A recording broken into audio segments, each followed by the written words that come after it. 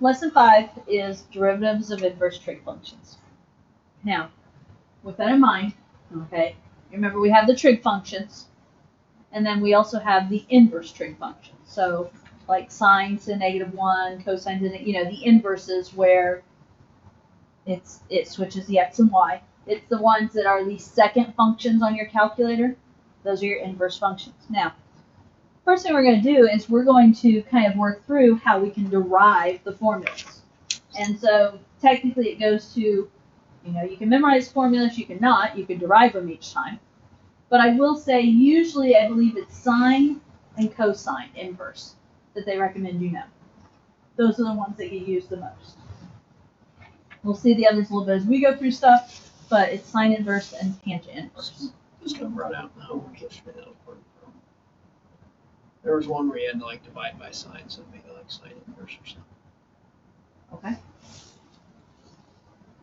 Okay, so with this, we can take the derivative of an inverse trig function using the ratios of a right triangle and implicit differentiation. Okay, so we're going to start with sine inverse. We're going to kind of work our way through. Now, notice what it suggests here. Use Pythagorean theorem, properties of right triangle trigonometry, and implicit differentiation to derive the inverse trig function. So we're going to find the formulas ourselves. We're starting with y equals sine inverse x. Our job is to find the derivative of sine inverse x. Okay? Now, if we start with y equals sine inverse x, what does an inverse function do?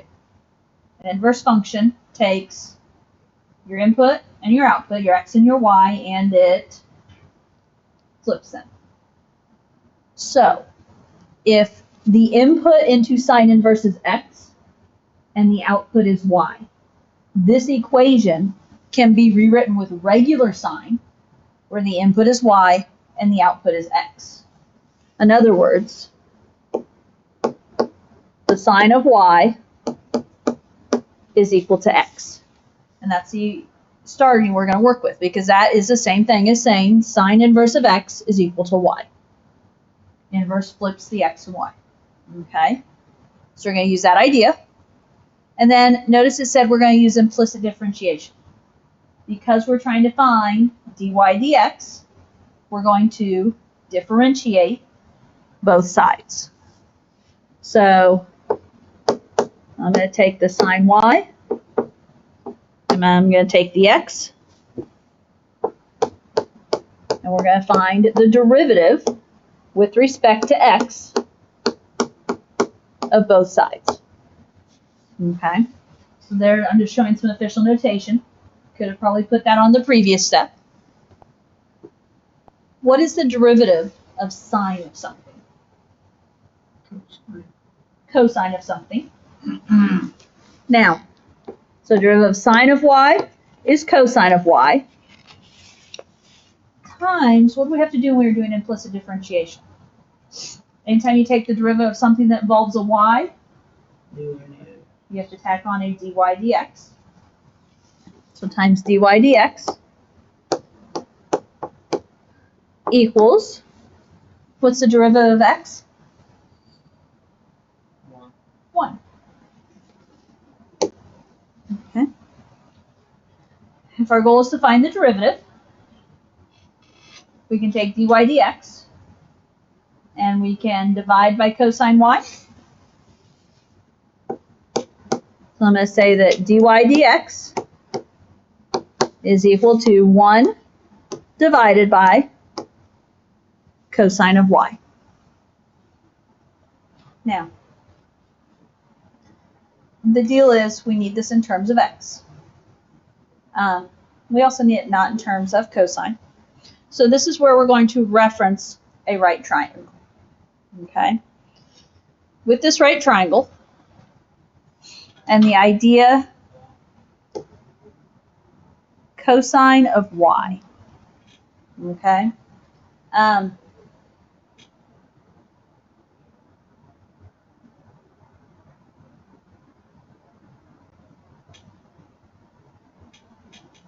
Okay, so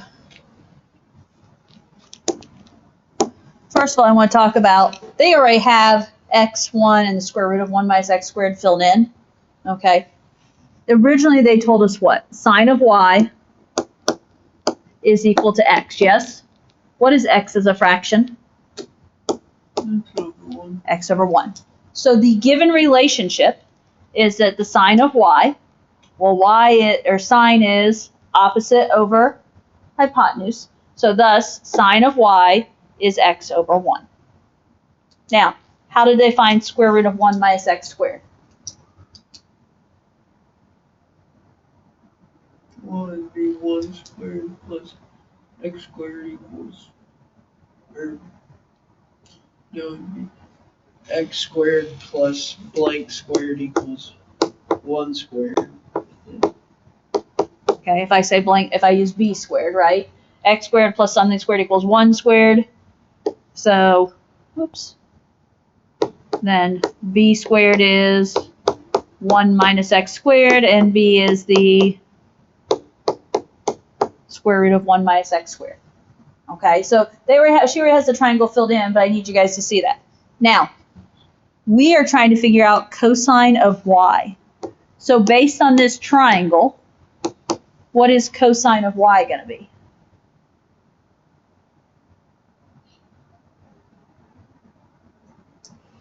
Cosine of y. Well, square root of 1 minus x squared. Yeah.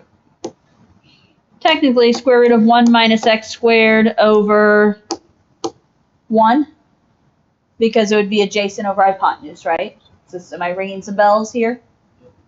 Now, and I guess maybe I should have written that out, but okay, so that's where that came from. So the idea is that cosine of y is square root of 1 minus x squared. So this leads me to say that dy dx is equal to 1 over, what did we just say cosine of y is? Square root of 1 minus x squared over 1, or in other words, just square root of 1 minus x squared.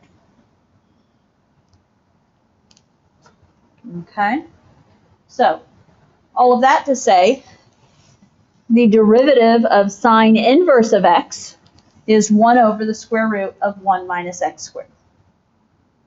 Okay, and I know at least Logan had flipped to the next page.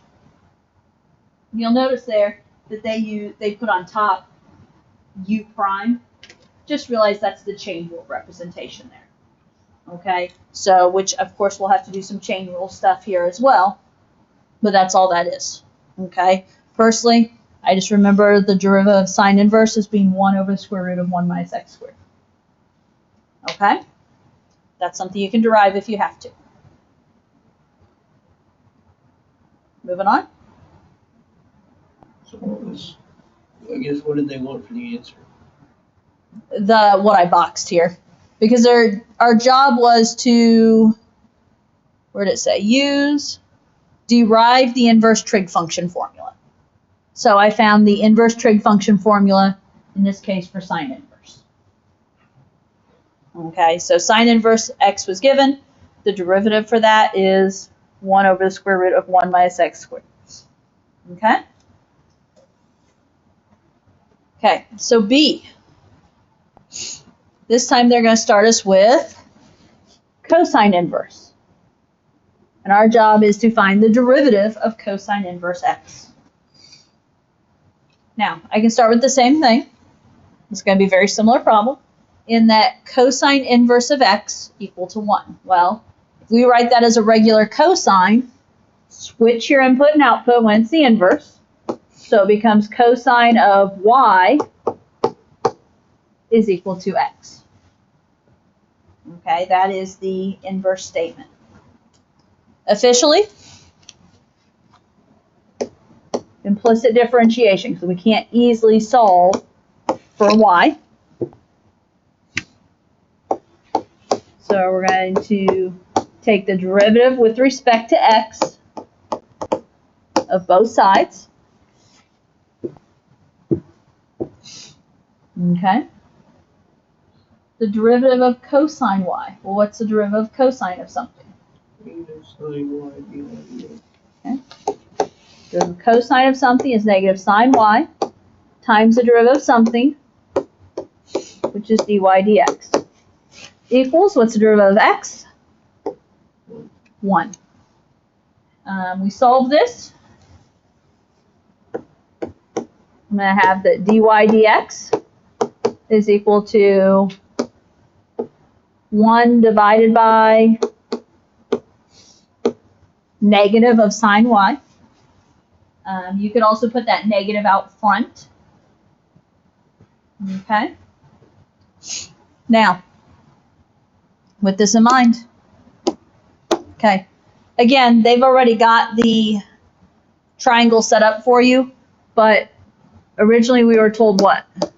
Why is the triangle changing? Okay, so this time our initial combination was cosine of y equals x. So cosine of y is going to be x over 1 this time, because we have a different trig function starting us off. So it's not the same trig. Technically, no. Okay. So this time, cosine of y, cosine is adjacent over hypotenuse, so there's x, there's 1. Now, you will notice that the same relationship exists as before. We could say x squared plus b squared equals 1 squared. So b squared equals 1 minus x squared. B is the square root of 1 minus x squared. So that same relationship exists as before. Okay? Now, our job, we need to find sine of y. What do we know about sine? So this Okay. just becomes square root of 1 minus x squared would be negative because sine is negative. Okay, so square root of 1 minus x squared over 1, which is going to be square root of 1 minus x squared. I have my negative back over there, so I'm going to put my negative in over here. And so dy dx is, I'm trying to think where I usually put the negative. I would put the negative either out on top or out front of the fraction. The negative of 1 over the square root of 1 minus x squared. Okay, that is your derivative of cosine inverse. Okay, that's your derivative of cosine inverse. Notice, what's the difference between sine inverse and cosine inverse derivatives? Negative. Cosine's a negative. Are we keeping with that theme that the c's are negative? We are. Okay, so if you know sine, you know cosine is just the negative version of it. Okay? Now, tangent inverse, similar but yet different, if I can say that. Okay, so let's go through tangent real quick. Given that the y equals tan inverse of x, we're being asked to find the derivative. So here is my beginning. Okay. Again, since it's an inverse, you can switch to the regular one by switching your x and y.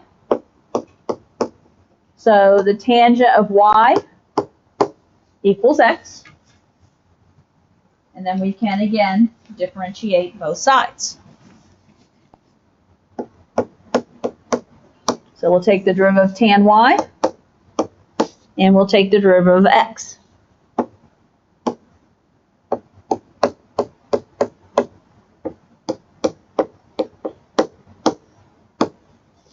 Okay, I feel like it's a $1 million question. Secant squared y. Okay, the derivative of tangent of something is indeed secant squared of something times the derivative of something. So, yes, it is secant squared y times dy dx, and the derivative of x with respect to x is 1. So, in this scenario, dy dx becomes 1 divided by secant squared y.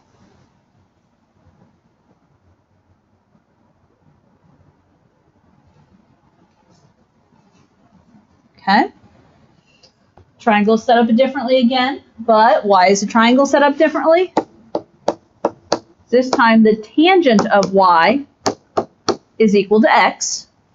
So tangent of y, angle y, is x over 1, that's opposite over adjacent. So then, of course, we would know 1 squared plus x squared equals c squared. So c is the square root of 1 plus x squared. Okay. Now, what do we need to know here? We need to know secant of y. What do you know about secant? No? Oh, wait, maybe.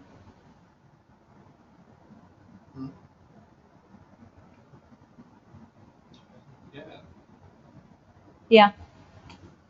So why is that not what I have written there? What do you do, like 1 over cosine? No, I have hypotenuse over opposite, but that would be cosecant. Yeah, I don't know. That's a mistake on my part, but because secant is the reciprocal of cosine. Cosine is adjacent over hypotenuse. So this is indeed hypotenuse over adjacent. Okay, I'm there. Sorry. And what do we have here? Square root of 1 plus x squared over 1. Should really just become 1 plus x squared square root. Mm-hmm. So 1 over. Well, yeah, and I'm going to do that part over here. Yeah, so. 1 over, and I just made it x squared plus 1. Yeah. 1 over, officially it is the square root of 1 plus x squared quantity squared. And so, yes, that does become, the square root cancels, so it's 1 over 1 plus x squared. That is your derivative of inverse tangent. Okay?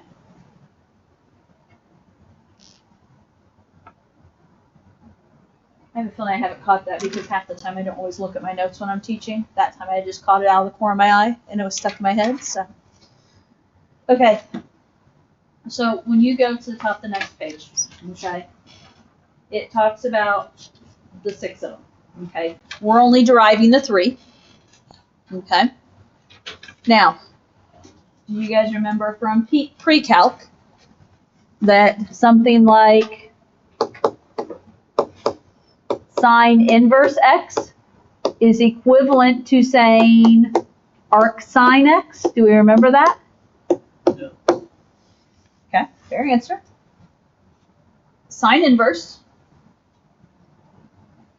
is equivalent to saying arc sine. Okay, it's just another way to write the inverses. There's nothing, I honestly don't know which is preferred. They are equally both used. Okay, so I can't say that, oh, this is the more preferred version, because I don't have that for you. Okay? So they are just equivalent. So notice on this page, last page it said sine inverse, cosine inverse, tangent inverse. Well, now it's arc sine, cosine, tangent, arc tangent. Okay? Now, if I block out this, and don't do this in your notes, but if I block that out and just say 1, isn't that what we just found on the other page? Okay, don't let that u prime throw you off. That u prime is just saying if u is something other than just a plain x and you have to do, the chain rule, that u prime says that represents the chain rule. That's all that's representing. So to be honest, I don't memorize it with the u prime in there. I memorize it like how we wrote it on the other page. Okay? X. You can memorize it with x or u. They're both variables. Okay? So, generally what I hear is that arc sine and arc tangent are the two biggies to know. Okay? I don't know why we don't hear arc cosine, but here's the deal. If you know sine, do you know cosine? You do. Okay? So, I wouldn't stress over the other three too much, other than know how to use them if you see them with a formula provided. Okay? That's what I would say there. So you also have formulas for each of those.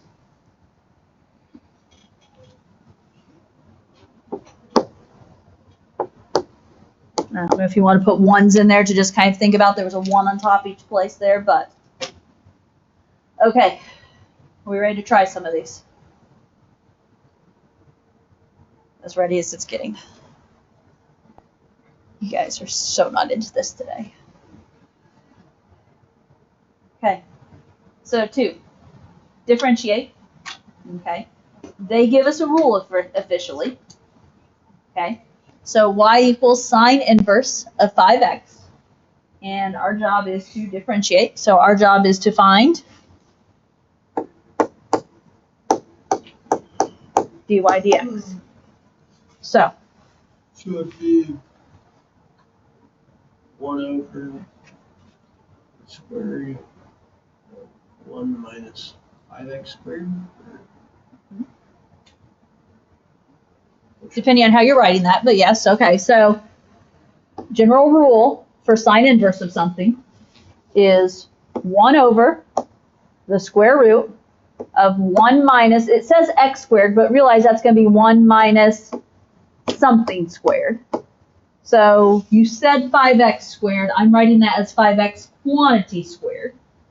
Okay? Not saying you weren't saying that. I'm writing as that.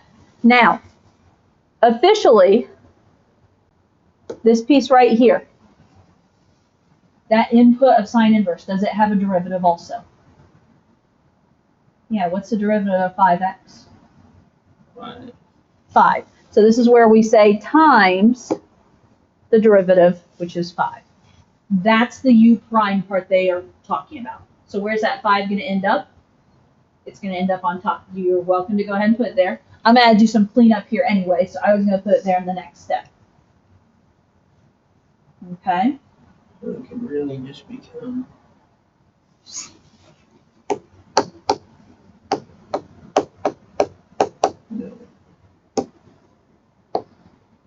going to be the square root of 1 minus 25x squared. We're going to simplify that, but it's negative. And you can't simplify that 25x squared because it's being added or subtracted to another term.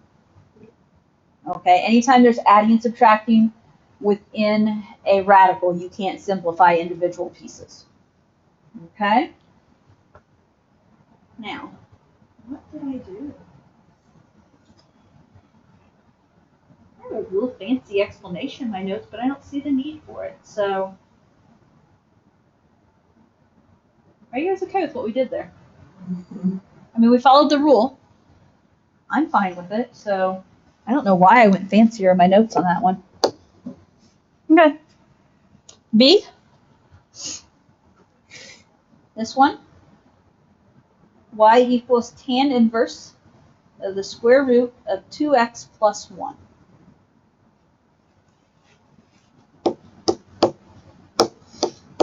So our job is to find dy dx. Okay. What's my rule for tan inverse?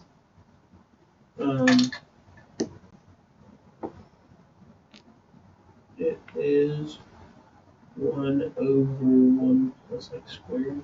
Okay, so 1 over 1 plus, now he says x squared. What am I putting in there? Square root of 2x plus 1.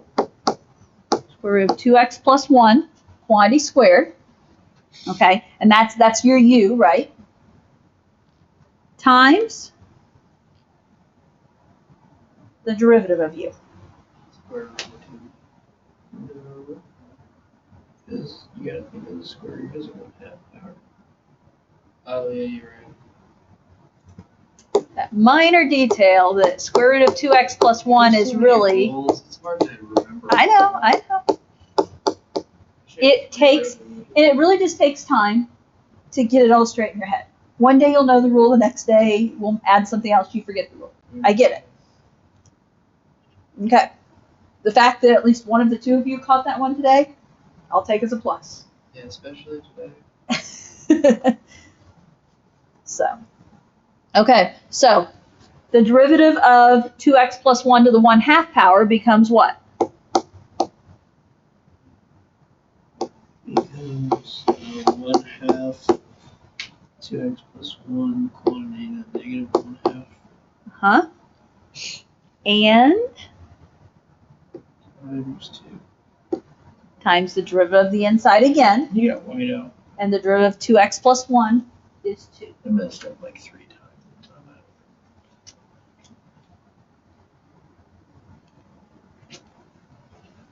Okay, are we okay with all of that? Because now it's just a cleanup business. Ugh.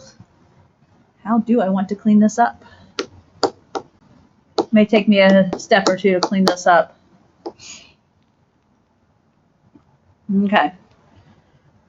I'm going to leave 1 on top for right now. In my denominator, as it is, 1 plus, what is the square root of 2x plus 1 squared?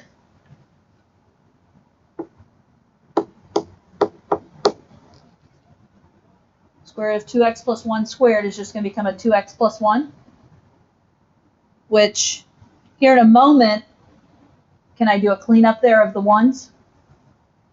Yeah. Okay, so those will clean up. I'm just going to put that all in parentheses for a moment. Now, what do you notice here with the 1/2? 1/2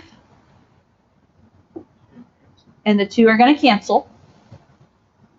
So then the other part I have is the 2x plus 1 to the negative 1/2, which is going to be 2x plus 1 to the 1/2 in the denominator. Or if you're okay, can I go ahead and say square root of 2x plus 1 in the denominator?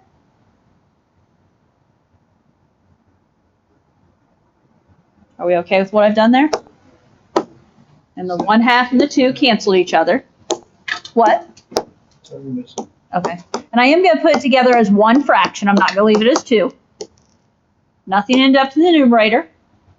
I'm going to have 2x plus 2 in parentheses times the square root of 2x plus 1.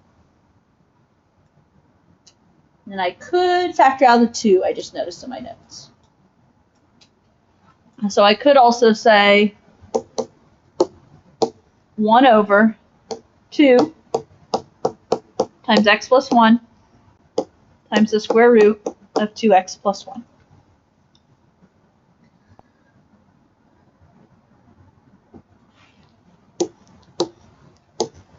Is there something you didn't like there, Logan? Okay. This is where these get ugly. It's all the chain rule business. Okay? Are we ready to try C? Yeah. Okay. So arc cosine of x squared. Keep in mind they say arc cosine. That's the same thing as saying cosine inverse of x squared, right? If you're someone that's more comfortable with cosine inverse.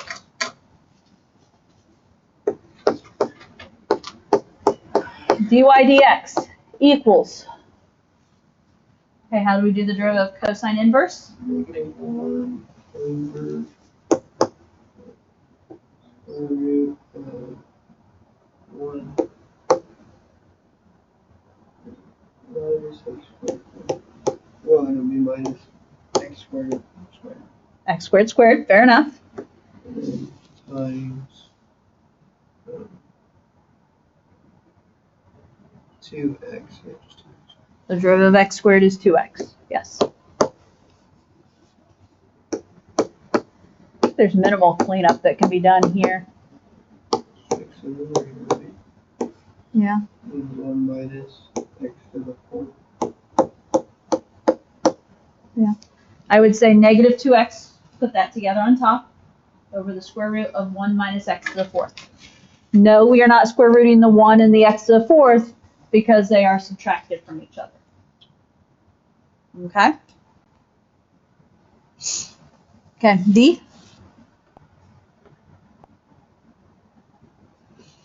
sine inverse of x squared minus 1.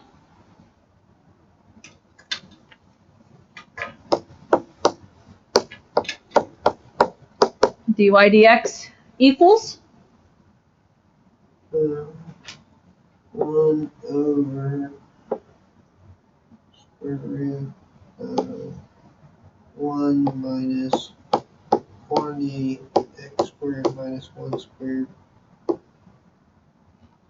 times 2x.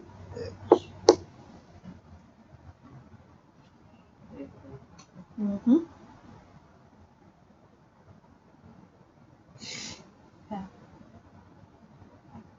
Depending on your scenario, you might just put the 2x on top and you might leave it, your denominator as is, or you might clean it up a little bit. I'm going to show the cleanup because I kind of want to show you an option of something that can be done in simplifying. So on top, I'm going to put the 2x. In that denominator, one option is to leave it as is. The square root of that 1 minus x squared minus 1 squared. That is an option, and it does help you see that it is a sine inverse derivative. However, if we're going to clean up under that radical, then how do we do the x squared minus 1 squared? That means we're going to FOIL, and we're subtracting everything we FOIL here, yes? So x squared times x squared Minus x to going to be minus x to the fourth. Your outsides and your insides, minus 2x squared. except we're going to do the opposite of minus 2x squared because we are subtracting everything we FOIL.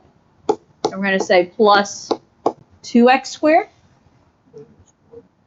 And then it would normally be plus 1. So we're going to subtract 1. Okay. Clean it up again. 2x over the square root of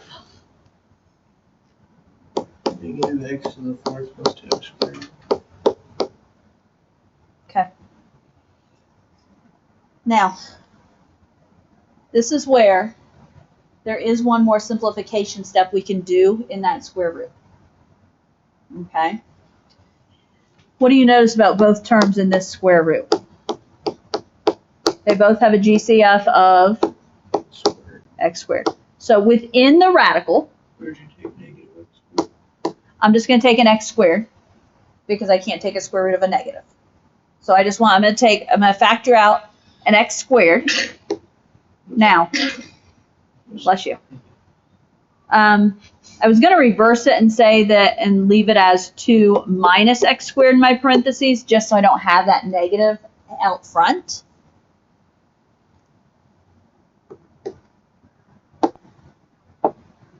The reason for doing all this. Okay, we can't take this when there's terms added and subtracted. No, you can't take just the square root. But if it's a factor, where it's something times something, you can take the square root of just an x squared. Okay, because that's a factor. It's multiplying by the other stuff. It's not adding or subtracting to it. So, what generally do we think of as the square root of x squared? X. X. Then you can cancel the x's on the top. Um, On the bottom. Make it 2 over square root of 2 minus x squared. okay, because this x is coming out of a radical, okay, that means this x has to be a positive. And so for that reason, that x has to go in absolute value. Okay, so for that reason, I'm not going to simplify the x's that you want to simplify. A negative x and negative x can make x squared. Can they not? Say what? Negative x and negative x can make x squared, can they not? They could. I'm trying to think where it goes back to.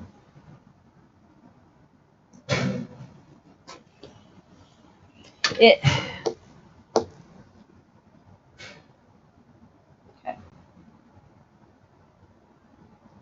There's a spot somewhere where x itself had to be positive.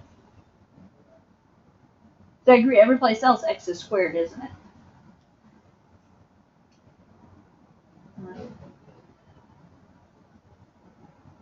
And again, it has to do with this x is coming out of this radical. Because it's coming out of the radical, it has to be a positive value. And so that's what the absolute value is for. Because it's saying x could be negative or it could be positive. But when it comes out of a radical, it has to be a positive value. Otherwise, we're creating imaginary numbers, and we don't talk about those in calculus. Okay? So, with that in mind, because I put that x in absolute value, that's the only reason I'm not canceling x. There is a way we could possibly cancel the x if we knew a value for x, like in terms of if it was positive or negative. But, okay? So, different ways to show the answer. Okay. Tomorrow, we will pick up, do a few more, talk about some others. Maybe get some work time. I don't know.